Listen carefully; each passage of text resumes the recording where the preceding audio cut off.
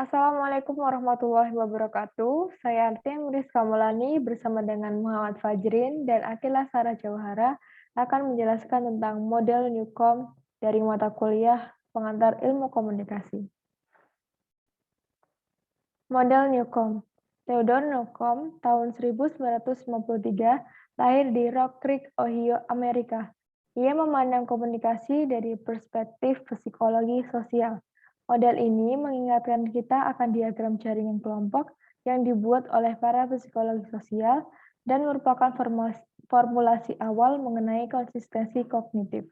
Tujuan Newcomb menggunakan istilah teori simetri atau teori ABX Newcomb untuk membedakan antara teori simetri Newcomb dengan teori keseimbangan dan berpendapat bahwa kita berusaha saling mempengaruhi satu sama lain untuk menghasilkan simetri atau keseimbangan. Model ini berhubungan dengan dua orang dan komunikasi di antara mereka. Teori ini menggunakan label A dan B dan tetap memberi label. Ini bertujuan untuk mempresentasikan objek sikap mereka. A sebagai sender atau pengirim pesan, B sebagai receiver atau penerima pesan, sedangkan X sebagai topik.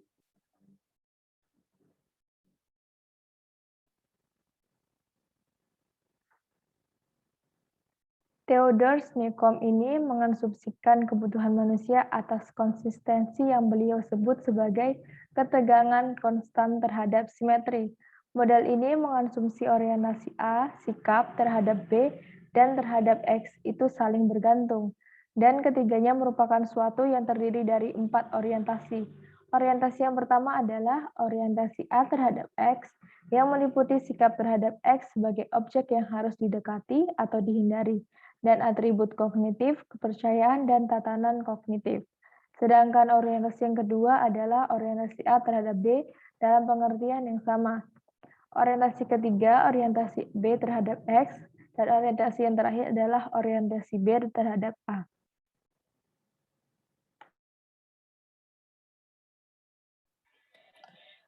Teori ABX Newcomb. Di sini itu ada bagian dari messenger sender sama message receive. Itu sender pengirim pesan sama penerima pesan A sama B. Dan nanti itu dia akan berhubungan jadi X. X itu adalah topik. Nah, model ini mengisyaratkan bahwa setiap apapun mungkin ditandai oleh suatu keseimbangan, kekuatan, dan bahwa setiap perubahan dalam bagian manapun dari sistem tersebut akan menimbulkan suatu ketegangan.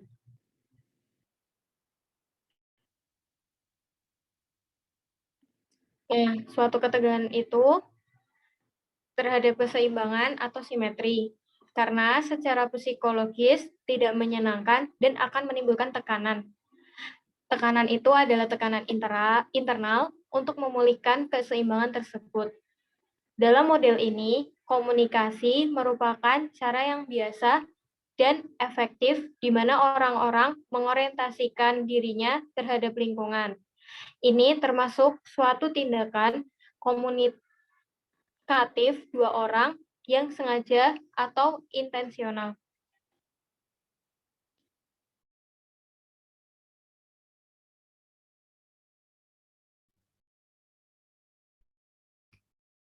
Di kasus pertama, Abel dan Hilmi sedang membicarakan tentang kegunaan smartphone merek BlackBerry serta kekurangan dan kelebihannya. Hilmi berpersepsi BlackBerry ini smartphone terbaik di dunia. Hilmi berbicara seperti itu karena dia sudah menggunakan smartphone itu selama 1 tahun lebih. Tapi Abel mencari informasi tentang BlackBerry dan Abel memberitahu pada Hilmi bahwa BlackBerry bukan smartphone terbaik di dunia dan kebanyakan penggunanya memanfaatkan aplikasi BBM-nya dan menurut Abel smartphone terbaik di dunia adalah iPhone. Ini mengatakan kembali jika tidak hanya aplikasi untuk mengirim email cepat, sehingga Abel dan Hilmi saling mempengaruhi tentang persepsi mereka tentang smartphone tersebut dan mereka saling meningkatkan keadaan simetris mereka. Di kasus kedua, Kila pelajar yang sudah berjalan-jalan, di mana pelajar yang sudah bermain. Kila dan Stefano satu kelas. Mereka menjadi satu kelompok dan mendapatkan tugas dari guru sekolahnya yang harus dikumpulkan minggu ini. Kebetulan minggu ini Kila akan pergi ke acara keluarganya di luar kota bersama keluarga besarnya. Dan Stefano setiap pulang sekolah pasti akan memainkan kesukaannya. Mereka berdua saling mengetahui hal yang mereka sukai, akan tetapi mereka berdua tidak ingin tugas dari gurunya tidak dikerjakan. Akhirnya mereka berdua memutuskan untuk berdiskusi untuk kapan mengerjakan, tetapi tidak mengganggu acara masing-masing. Kita mencoba membujuk Stefano agar serius mengerjakan dan menyelesaikan tugasnya dan tidak terburu-buru pulang untuk bermain.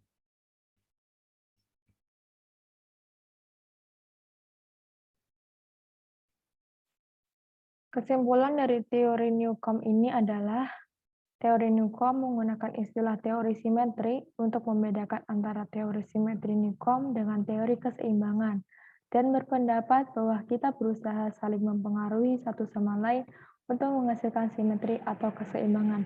Terima kasih atas perhatiannya. Mohon maaf atas kesalahan yang kami buat.